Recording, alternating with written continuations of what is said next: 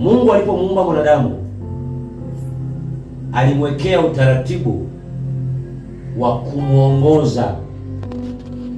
Nafsi ya mwanadamu inapaswa kuongozwa na yule aliyeiumba hiyo nafsi. Mungu ndio ametuumba sisi, yeye ndio anapaswa kutuongoza. Ni kwa sababu gani? Ni kwa sababu Mungu anaujua mwisho wetu kabla ya nini? Ya mwanzo. Na Mungu anautangaza mwisho wetu kabla ya mwanzo. Mwanadamu akikosa maongozo ya Mungu hawezi akaifikia kesho yake, hawezi akaifikia hatima yake.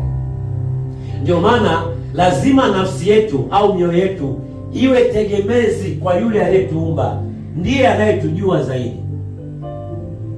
Bwana Yesu asifiwe.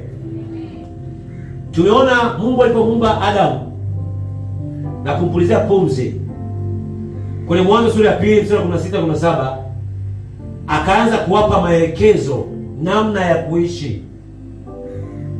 Mungu ametupa maelekezo katika kitabu cha Biblia kwenye neno lake, namna gani ya kuishi ili tuweze kuwa salama, namna gani ya kuishi ili tuweze kuona ustawi wa rohoni na ustawi wa mwilini, namna gani ya kuishi ili tuweze kumpendeza Mungu aliye hai na kuwapendeza wanadamu waliotuzunguka. Mungu anatoa utaratibu. Kwa hiyo mwanadamu anapokuwa mtiifu, anatii ile sauti ya Mungu ndani yake, tunasema mwanadamu huyu anatembea kwa imani, sio kwa kuona, kama Wakorintho wa pili sura ya 5 mstari wa 7 inavyosema. Agano la Kale, Biblia inasema kwenye Waebrania sura ya 1 mstari wa 1 na pili, inasemaje? Mungu ambaye alisema zamani na baba zetu katika manabii kwa sehemu nyingi na kwa njia nyingi, mwisho wa siku hizi amesema na sisi katika Mwana aliyemweka kuwa mrithi wa yote, tena kwa yeye aliyofanya ulimwengu. Anasema Agano la Kale, Mungu mara nyingi sana alikuwa anatumia manabii, watumishi wake, kuwa ni sehemu ya kupitisha ujumbe kwa watu wake, na alitumia pia namna au njia nyingi, ikiwemo njia za malaika wake. Watu wengi ambao walitokewa na Mungu, ikiwemo na Musa, alikuwa ni malaika wa Bwana. Ibrahimu alitokewa na malaika wa Bwana.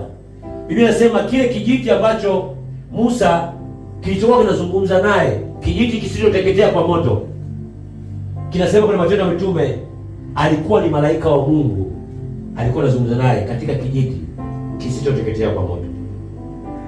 Yule aliyempa Musa amri 10 za Mungu na sheria zile 613, maandiko yanasema kwenye Matendo ya Mitume sura ya 7 mstari 23, anasema nanyi mlipokea torati kwa agizo la malaika, nanyi msiishike. Stefano anawaambia Wayahudi, Mafarisayo na Masadukayo na waandishi, mlipokea torati kwa mkono wa malaika kupitia baba yenu Musa, lakini hamkuzishika. Mungu kupitia malaika wake ndio aliyemtuma kumpelekea Musa amri ziwaongoze, baada ya kukataa kuisikia sauti ya Mungu moja kwa moja. Ukisoma Matendo ya Mitume kitabu cha Kutoka sura 20 mstari wa 19 na 20, anasema wana wa Israeli walichagua kusikia kutoka kwa Musa na sio kutoka kwa Mungu moja kwa moja. Mpango wa Mungu ulikuwa ni kuhusiana au kuwasiliana moja kwa moja na mtu mmoja mmoja. Huo ndio ulikuwa ni mpango wa Mungu na watu wake. Lakini wana wa Israeli waliamua kumchagua Musa, kwamba wacha Mungu aongee na wewe, alafu sisi tutafanyaje? Tutamsikia Mungu kupitia nani? Kupitia wewe. Ila mpango wa Mungu tokea hapo awali, Mungu aongee na watu wake, kila mmoja amsikie